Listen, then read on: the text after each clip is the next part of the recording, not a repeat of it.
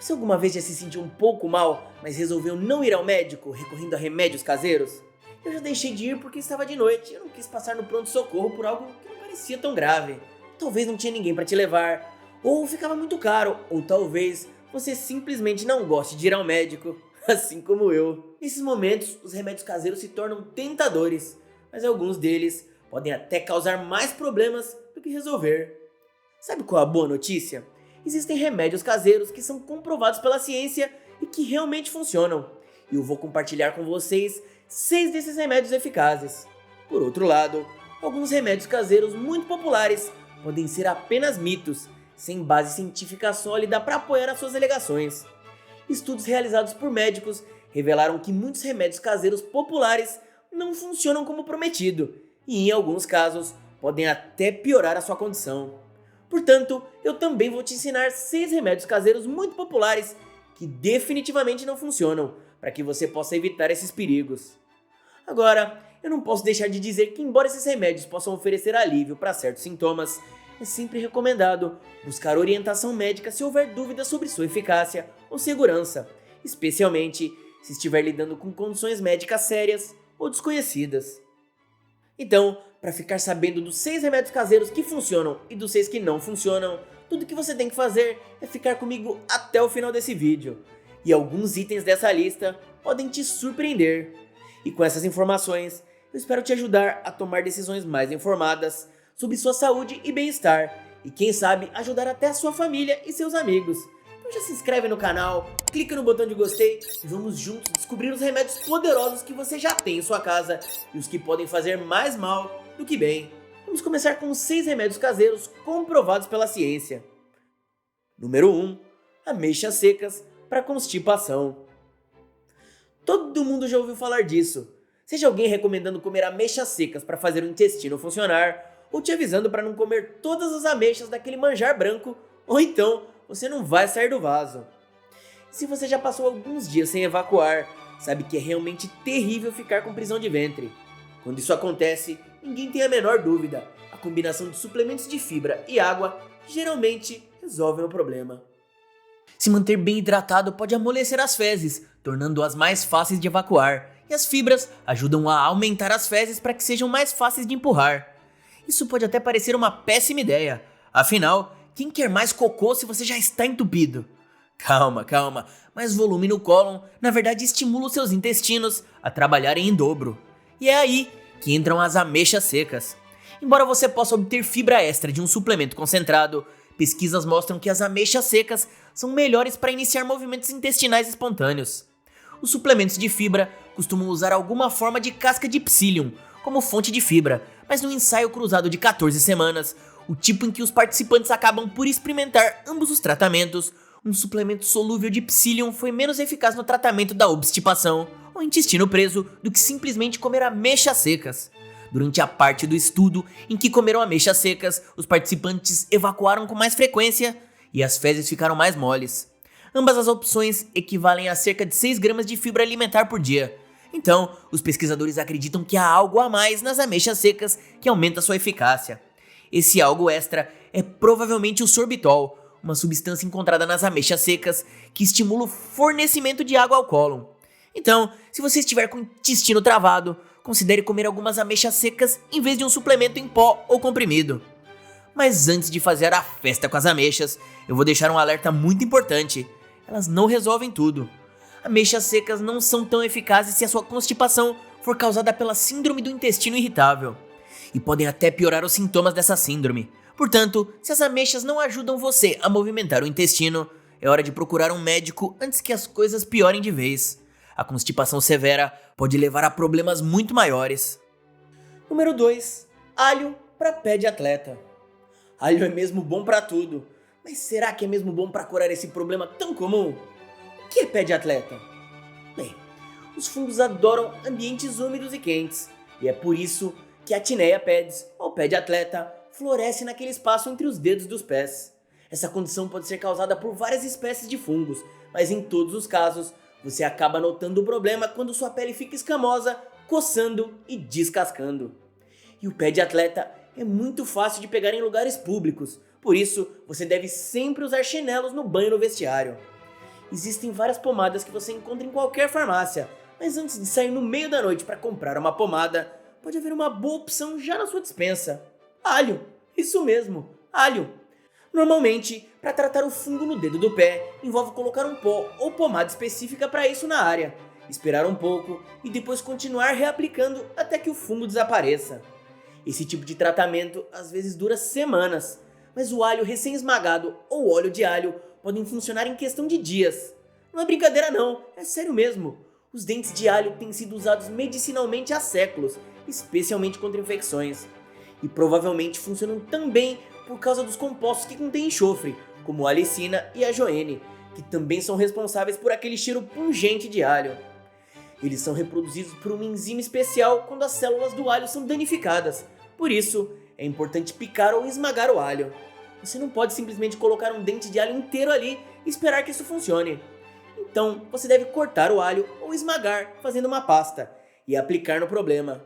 Esses compostos do alho atuam inibindo algumas das máquinas celulares usadas por fungos e outros patógenos. Isso significa que os fungos não conseguem construir as coisas de que necessitam para o crescimento e a sobrevivência, por isso eles morrem. Na verdade, o ajoene isolado está presente em cremes tópicos para pé de atleta há anos, porque é muito eficaz.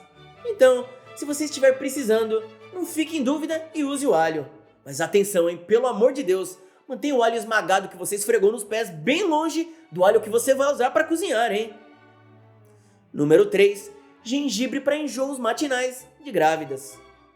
Um sintoma clássico e muito comum da gravidez é justamente sentir náuseas e vômitos. Embora isso seja frequentemente chamado de enjoo matinal, definitivamente ele não se limita às manhãs e tende a ser pior no primeiro trimestre. Mas para algumas grávidas, esses sintomas vão até o final da gestação. Para isso, existem os antieméticos, medicamentos que aliviam a sensação de mal-estar e são muito populares. Mas alguns estudos levantam questões sobre o quão seguros eles são para um feto em desenvolvimento. E essa é a preocupação número 1 quando você está grávida. Porém, existe uma alternativa mais segura que você pode obter facilmente e as pessoas a usam há séculos: o gengibre. Alguns estudos descobriram que o gengibre em pó tem um efeito antiemético, mesmo em doses bem pequenas. Isso pode ser porque ele contém compostos que inibem os receptores de serotonina no sistema nervoso e no intestino. Como os neurônios com esses receptores precisam se ativar para desencadear o reflexo do vômito, a inibição desses receptores pode acabar com a sensação de enjoo. Não funciona 100% das vezes, e estudos comparativos descobriram que pode ser menos eficaz do que os melhores antieméticos prescritos, mas não há realmente nenhuma preocupação de segurança com o consumo de gengibre. É por isso que os médicos costumam recomendar experimentar gengibre cristalizado ou bebidas de gengibre para ver se ajudam a controlar a náusea antes de receitar um remédio para esses casos. Mas se essas bebidas de gengibre tiverem açúcar, não vale a pena nem chegar perto. Açúcar em calorias líquidas está entre as piores coisas que você pode consumir. Tem um vídeo sobre resistência à insulina no canal. Eu recomendo assisti-lo. Sua saúde vai te agradecer. Número 4. Aveia para pele seca. Talvez você não saiba, mas as pessoas usam aveia para problemas de pele há milênios. E a ciência realmente apoia o uso dela nos cuidados com a pele. Muitos cremes e cosméticos usam aveia na sua composição por sua propriedade hidratante. Isso ocorre porque a aveia tem muito amido, que atrai e retém a água. Quando você coloca aveia em pó na pele, esse amido ajuda a criar uma camada viscosa que retém a umidade para manter a pele hidratada. E isso não é tudo que a aveia faz não. Em ensaios clínicos em humanos, a aveia reduziu a coceira e acalmou a pele irritada. A aveia contém uma variedade de componentes que basicamente interrompem a inflamação, que é uma resposta imunológica que pode deixar a pele dolorida, inchada, com coceira e avermelhada. Isso porque a aveia contém as chamadas avenatramidas. Elas podem aliviar a coceira, reduzindo a quantidade de histamina liberada pelas células do sistema imunológico da pele.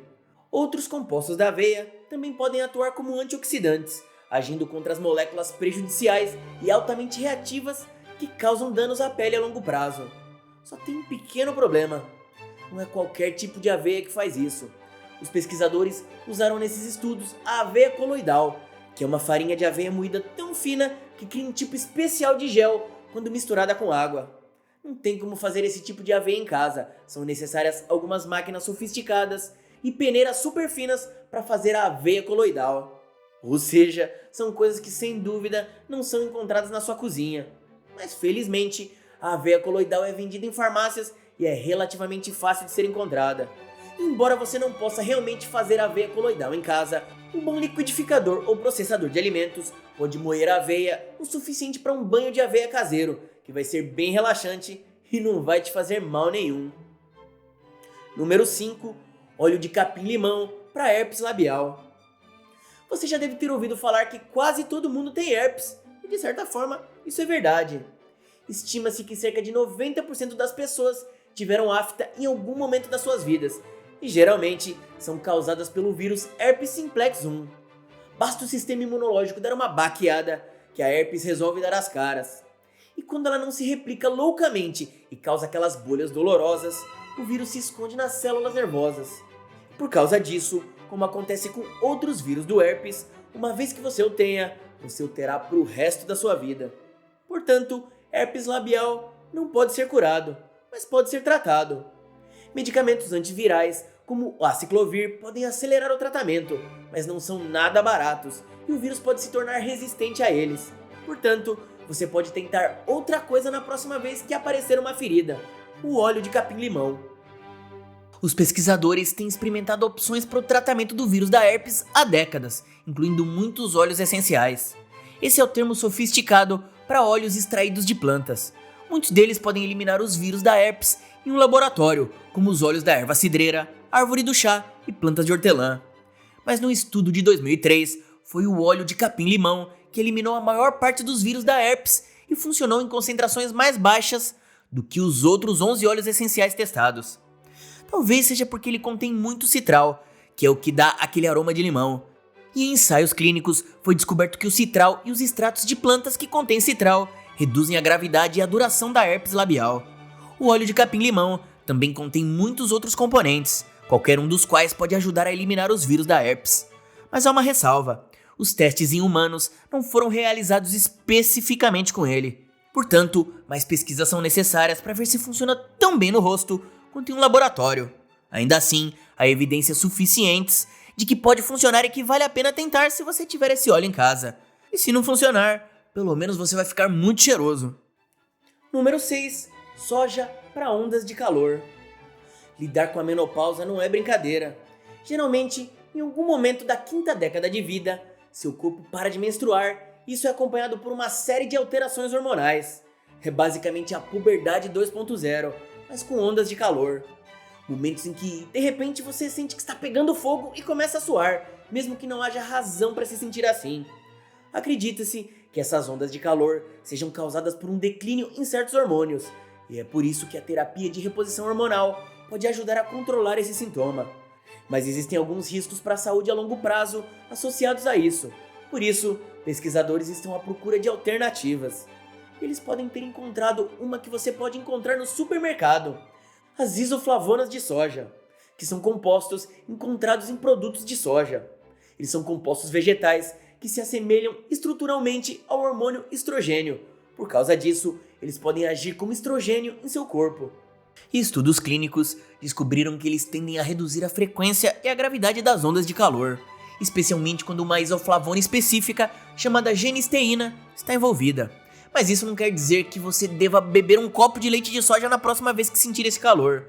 Não só os estudos variam em termos de dose e método de administração, como a maioria concorda que a soja não é uma solução rápida. O benefício é obtido após suplementação de longo prazo, geralmente por meses. E as isoflavonas de soja não são tão eficazes quanto a terapia de reposição hormonal. Ainda assim, se você estiver enfrentando ondas de calor, adicionar mais soja à sua dieta pode ajudar. E você sempre pode conversar com seu médico se isso não funcionar. Agora, vale a pena lembrar a todos vocês que eu não sou médico, então nada disso deve ser considerado conselho médico e vocês deveriam consultar o seu médico se algo estiver errado com seu corpo, mesmo que você não sinta vontade. Os 6 remédios nessa lista têm apoio científico, mas se a sua condição piorar ou se você não estiver satisfeito com os resultados do seu tratamento feito em casa, procure aconselhamento profissional. Agora que já falamos sobre os remédios caseiros que funcionam, eu vou falar sobre os 6 remédios caseiros que definitivamente não funcionam e podem até mesmo piorar a situação. E por mais que você pense que sendo uma solução caseira não pode fazer mal, eu garanto que no caso de alguns itens dessa lista, você pode acabar agravando ainda mais a situação se não procurar um médico imediatamente. Então fica comigo até o final, para que você saiba como cuidar de você mesmo, da sua família e para dar um toque para os seus amigos que sempre tem um remedinho natural para te ensinar. Número 1. Manteiga para tratar queimaduras. Queimaduras são acidentes muito comuns em casa, mesmo que a maioria delas seja de primeiro ou segundo grau, sem a necessidade de visitar um médico. Muita gente não sabe como tratar efetivamente as queimaduras, usando todos os tipos de remédios caseiros que não apenas não funcionam, como também pioram a situação. Dentre eles estão a pasta de dente, café e, pasmem, até mesmo urina. Credo! Diante de tudo isso, colocar manteiga em uma área queimada da pele não parece ser tão mau negócio assim, né? Pois é, só que não é bem assim. Isso costumava ser considerado um remédio caseiro viável para queimaduras térmicas. O tratamento com manteiga começou nos campos de batalha da Europa do século XIX, porque se pensava que queimaduras profundas precisavam de proteção contra o ar. Mesmo no início e meados do século XX, manteiga e óleos eram usados em queimaduras que começavam a formar bolhas ou carbonizar. Hoje em dia, nós sabemos que isso não é aconselhável. Manteiga, óleo de coco e praticamente qualquer gosma gordurosa de sua escolha retém o calor, que é o oposto do que você deseja fazer com uma queimadura térmica. Os médicos garantem que a chave para uma recuperação rápida é resfriar essas queimaduras o mais rápido possível e certamente nas primeiras 48 horas. Isso não apenas torna a queimadura menos grave, mas também reduz a dor, algo que você provavelmente vai querer se acabou de se queimar. Na verdade, é um pouco estranho que o resfriamento funcione tão bem, mesmo que a aplicação demore um pouco, considerando que a temperatura real da sua pele volta ao normal em poucos minutos.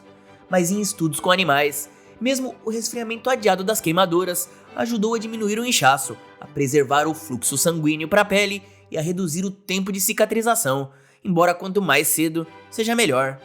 E você pode pensar que o gelo seria a melhor escolha, já que esfria rapidamente, mas as pesquisas não caminham para esse lado. Isso porque é difícil avaliar o quão frias as coisas ficam quando você está queimado, então você pode exagerar e sofrer queimaduras de frio, por mais irônico que isso possa parecer. E é por isso que as associações internacionais de queimados e as organizações de primeiros socorros geralmente recomendam resfriar suavemente uma queimadura por 10 a 20 minutos com água fria à temperatura ambiente.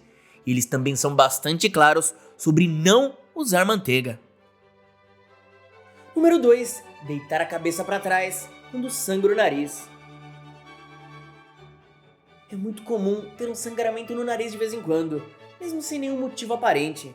E a principal prioridade das pessoas quando tem uma hemorragia nasal é geralmente impedir que o sangue saia do nariz o mais rápido possível. Portanto, não é de se admirar que muitas pessoas pensem que o melhor tratamento para hemorragia nasal é inclinar a cabeça para trás. Só que não funciona. Quer dizer, isso impede que o sangue escorra pelo seu rosto, mas não impede que o sangue flua. Os narizes humanos são cheios de vasos sanguíneos e, portanto, quando há um sangramento, esse sangue todo tem que ir para algum lugar. O principal perigo do método de inclinação da cabeça é que você pode sufocar com seu próprio sangue. Seu nariz está conectado à garganta, onde estão a traqueia e o esôfago, por um tubo chamado faringe. Portanto, quando você inclina a cabeça para trás, pode bloquear ou inundar a traqueia com sangue. Ou tudo pode ir direto para o estômago, o que pode causar irritação e vômito. É por isso que os médicos dizem para fazer exatamente o oposto: inclinar a cabeça para frente enquanto a mantém acima do coração e apenas utilizar uma toalha ou um lenço para evitar que o sangue se espalhe por todo o canto. Estudos sugerem que apertar o nariz logo abaixo da ponte por 5 a 10 minutos pode ajudar, porque aplica pressão ao ponto de sangramento mais provável. Uma compressa fria também pode ajudar, proporcionando o alívio para a dor, caso você tenha levado uma pancada no rosto. Então você também pode tentar fazer isso, mas se o sangue não parar de vir, é melhor ir direto pro médico. Número 3. Mel para reduzir alergias. Eu já fiz um vídeo inteiro só falando de mel, e se você consome mel, eu aconselho você a assistir esse vídeo, onde eu entro em detalhes sobre todas as alegações que fazem sobre o mel. Mas uma coisa que o mel parece não fazer é reduzir as alergias. Talvez Você tem ouvido falar que comer mel cru local pode evitar alergias sazonais. Como esse mel é feito de plantas ao seu redor, se acredita que ele fornece exposição controlada a substâncias que causam suas alergias, como faria uma injeção antialérgica. E sabemos que isso pode reduzir a sua resposta alérgica. Existem até versões em comprimidos para alergias à ambrósia e ao pólen de gramíneas, para que você possa combater algumas alergias. Mas estudos sugerem que o mel simplesmente não funciona para isso. A maior parte do pólen do mel provém de flores que raramente causam alergias. Mas o mais importante é que mesmo o mel super cru e não filtrado, direto da colmeia, simplesmente não contém tanto pólen, menos de 0,5% em peso. E estudos clínicos sugerem que isso não é suficiente para estimular o seu corpo. Por exemplo, pesquisadores da Universidade de Connecticut testaram 36 pessoas com rinoconjuntivite alérgica, também conhecidas como alérgicos clássicos, com coriza e olhos vermelhos e inchados. Os participantes comeram uma colher de sopa diária de mel cru de origem local, mel processado ou placebo, e mantiveram um diário de seus sintomas por 10 dias. Mas no final, nenhum dos grupos que consumiu mel relatou maior alívio da alergia do que o placebo. Um estudo diferente descobriu que adicionar ao mel um pólen causador de alergia poderia ajudar. Então pode haver uma maneira de os cientistas criarem um tratamento para alergia à base de mel. Mas isso significaria muito mais pesquisas para projetar algo que provavelmente acabaria sendo muito parecido com os tabletes que já temos. Número 4. Vinagre contra piolhos. Quem tem criança pequena em idade escolar sempre se preocupa com os piolhos. Esses parasitas extremamente contagiosos podem passar para você quando seu cabelo ou cabeça encosta no cabelo de outra pessoa que esteja com piolhos. Antigamente, se pensava que eles passavam por meio de chapéus ou pentes, mas parece que apenas um contato mais casual é o suficiente para que essas pestes se aproveitem para mudar de casa. E eles se instalam no seu couro cabeludo, sugando seu sangue e fazendo-o coçar loucamente. Se livrar deles geralmente significa lavar roupa constantemente, mexer nos cabelos por horas e várias lavagens de cabeça com shampoos medicamentosos bastante caros, aos quais alguns piolhos se tornaram resistentes. Portanto, não é de se admirar que muitas pessoas tentem recorrer a remédios caseiros para remover piolhos. Infelizmente, um produto bastante comum, o vinagre, simplesmente não é eficaz para isso. Dizem que o líquido ácido pode prejudicar ou sufocar os piolhos, mas quando os pesquisadores testaram vários remédios caseiros diferentes, mergulhando amostras de cabelo humano em produtos diferentes, os tufos encharcados de vinagre quase não tiveram diferença no conteúdo de piolhos adultos ou ovos após 8 horas, o período típico de um tratamento noturno. Os pesquisadores também descobriram que os piolhos conseguiram sobreviver mais de 24 horas sem comida e alguns até sobreviveram 12 horas sem ar. Outras coisas que eles tentaram pareciam funcionar melhor do que o vinagre, como a vaselina. Mas eu ainda não ficaria muito animado, já que alguns piolhos e ovos também sobrevivem a ela. Portanto, ainda serão necessárias várias aplicações e muita escovação do cabelo para se livrar completamente dos piolhos. Simplesmente não existe uma maneira rápida e fácil de se livrar deles, a não ser raspar completamente o cabelo. Número 5. Xarope de ipeca contra intoxicação. Para deixar bem claro, para evitar o envenenamento, a melhor forma é não ingerir o veneno. Eu sei, isso pode ser um choque, mas engolir veneno não é uma boa ideia. Mas acidentes acontecem, e durante décadas, as pessoas costumavam abastecer seus armários de remédios com um produto chamado xarope de ipeca. Até hoje é fácil de encontrar em qualquer farmácia. Esse xarope é feito com uma planta brasileira chamada ipeca, e poderia ser usado para introduzir o vômito se o seu filho ingerisse por acidente algum veneno de rato ou algo assim. Mas a partir de 2010, os fabricantes americanos pararam de produzir porque simplesmente ele não funciona.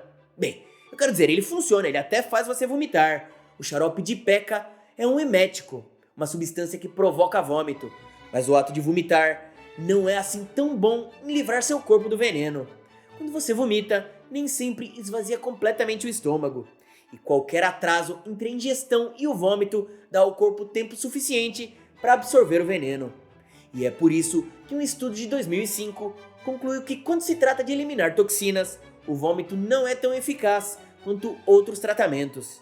E perder tempo para beber xarope de ipeca e vomitar pode atrasar ou até interferir em opções melhores, como o carvão ativado. Além disso, alguns dos efeitos colaterais do xarope de ipeca são semelhantes aos efeitos de alguns venenos, já que eles se acumulam no fígado, o que torna o diagnóstico mais confuso para o seu médico. Portanto, hoje em dia, a maioria das principais autoridades toxicológicas concorda que não importa o que você tem ingerido, você não deve consumir o xarope de Ipeca. Se você está realmente preocupado com o fato de você ou um membro da sua família ter ingerido veneno, ligue para o centro de intoxicação local, ligue para o resgate ou simplesmente vá ao hospital sem perda de tempo. Número 6. Saquinhos de chá de camomila contra conjuntivite. Se você já teve conjuntivite, você tem minha simpatia. Além de ser muito desagradável e inconveniente, é altamente contagiosa e extremamente comum em crianças e adultos. E a dor, o inchaço e a vermelhidão são simplesmente terríveis. E para piorar a situação, os médicos muitas vezes não prescrevem nada, nem mesmo colírios, preferindo apenas esperar. Portanto, um desejo desesperado de fazer algo para acelerar a cura pode ser o motivo pelo qual alguém teve a ideia de cobrir os olhos infectados com saquinhos de chá fervido. Os principais sintomas da conjuntivite são derivados da inflamação, que é uma resposta imunológica geralmente desencadeada por uma infecção viral ou bacteriana. A camomila possui algumas propriedades anti-inflamatórias, mas não há evidências de que saquinhos de chá de camomila ajudem no tratamento da conjuntivite. As pessoas que adotam esse método podem estar sentindo alívio por um outro motivo, o calor. Por razões que não são completamente compreendidas, a aplicação de calor muitas vezes reduz a dor. Então, basicamente, esses saquinhos de chá podem estar agindo como uma toalha quente. E você provavelmente não vai fazer mal nenhum ao cobrir os olhos com saquinhos de chá quente, desde que não estejam quentes o suficiente para queimar você. Então, se você precisar de uma desculpa para preparar um chá rápido enquanto espera a conjuntivite passar, aproveite para usar os saquinhos para relaxar um pouco, mas saiba que isso não vai ajudar a curar esse problema. Hoje em dia, é muito fácil encontrar todos os tipos de conselhos médicos diferentes, mas só porque um tratamento surge numa pesquisa ou já existe há algum tempo, não significa que seja bom. Se você usar um dos remédios caseiros de que acabamos de falar, poderá tornar toda a experiência ainda pior. Portanto, antes de seguir conselhos e receitas caseiras, ou mesmo os sábios conselhos do Google, talvez seja melhor consultar um médico confiável. Muito obrigado por ter ficado comigo até o final desse vídeo. Se você gostou do conteúdo, não se esqueça de se inscrever no canal, ativar o sininho das notificações e deixar o seu gostei. Isso ajuda demais um canal novo. Muito obrigado pela sua companhia e lembre-se que toda quarta-feira tem um vídeo novo aqui no canal. Obrigado por assistir esse vídeo e até a próxima.